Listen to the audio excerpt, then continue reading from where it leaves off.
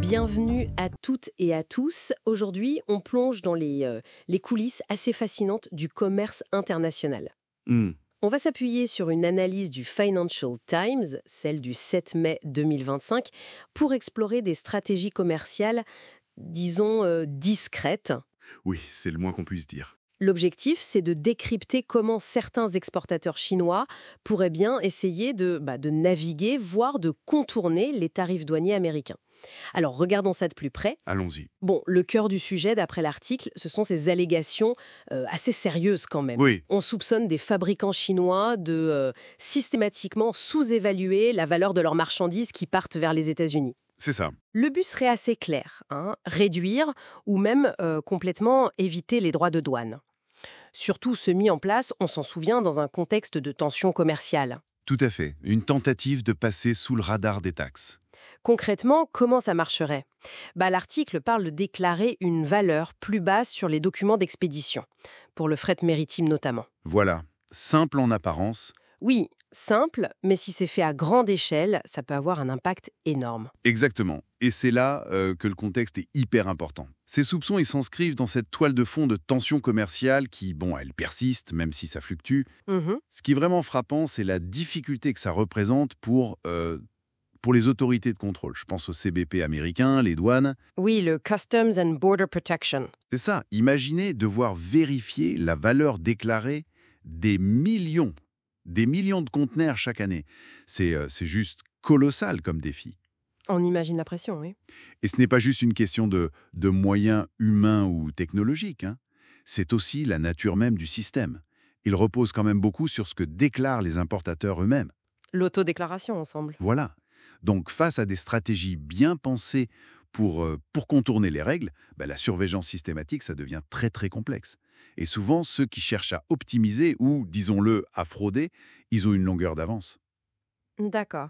Donc, on parle de sous-évaluation, ça c'est clair, mais l'article suggère que ça pourrait être plus sophistiqué que ça. Hmm. Il parle pas seulement de chiffres minorés, mais aussi de fausses déclarations sur la nature même des produits. C'est bien ça. C'est exactement ça. Voire même d'utiliser des sociétés écrans. Oui, tout à fait. L'idée, ce serait de masquer l'origine réelle ou la vraie valeur des biens, via des montages plus complexes, justement. D'accord ? Ces sociétés écrans, elles peuvent servir à brouiller les pistes. Ça rend l'identification du vrai exportateur ou la détermination de la juste valeur encore plus difficile pour les douanes. C'est une tactique assez classique pour éviter les régulations. Et ce détail sur les garanties financières supplémentaires, celles qui sont exigées de certains importateurs via des boîtes comme la Foreign Import Bond Co., ça montre bien que les Américains, ils sentent qu'il y a un risque accru, non ? Ah oui, tout à fait. C'est un très bon indicateur que le niveau de suspicion monte. Mhm. Quand les douanes demandent des cautions plus importantes, c'est souvent parce qu'elles estiment que le risque de non-paiement des droits ou même de fraude avérée est plus élevé pour certains acteurs. Et ça a un coût pour les importateurs visés, j'imagine. Évidemment, ça augmente leurs coûts et ça complique leurs opérations. Alors, si on prend un peu de recul, les implications, elles sont quand même significatives. Oui, D'un côté, ça pose un vrai problème de concurrence déloyale pour les entreprises américaines ou autres qui, elles, jouent le jeu et paient ce qu'elles doivent. logique. Et de l'autre côté, ça force les États-Unis à réagir. On peut s'attendre à quoi ? Probablement un renforcement des inspections, plus ciblées, des audits a posteriori peut-être plus fréquents, et justement ces exigences de garantie financière plus lourdes pour les importateurs jugés à risque. Une sorte de jeu du chat et de la souris, en fait. C'est un peu ça, oui.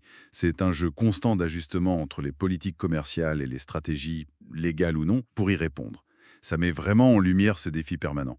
Comment appliquer efficacement les règles commerciales ? Surtout quand le système dépend autant de l'honnêteté déclarée. Exactement. Quand il dépend autant de l'autodéclaration et que certains acteurs sont clairement incités à chercher les failles, c'est une tension fondamentale dans ce commerce mondialisé. Alors, qu'est-ce qu'on retient de tout ça, au final ? Essentiellement que cette histoire de sous-évaluation présumée, ce n'est pas juste une petite affaire. Non, loin de là. C'est une illustration très concrète de la complexité du commerce international. Ça montre aussi les limites de l'efficacité des barrières douanières. Et que les chiffres officiels, ils ne racontent pas toujours toute l'histoire des échanges économiques. Les stratégies des entreprises peuvent être très... Créative. C'est le mot. Et ça soulève une question intéressante, je trouve, pour la réflexion. Au-delà des grands accords, des tarifs qu'on voit publiés partout, quels sont ces autres facteurs? Ces stratégies qui opèrent un peu sous le radar, qu'elles soient d'ailleurs innovantes ou carrément litigieuses, qui façonnent réellement les flux commerciaux et la compétitivité aujourd'hui. Bonne question. Et on peut aller plus loin. Jusqu'à quel point peut-on vraiment se fier à des mécanismes de contrôle qui reposent si lourdement sur la bonne foi déclarative des entreprises elles-mêmes? C'est une vraie zone grise qui mérite, je pense, notre attention. Absolument. Une réflexion importante à avoir.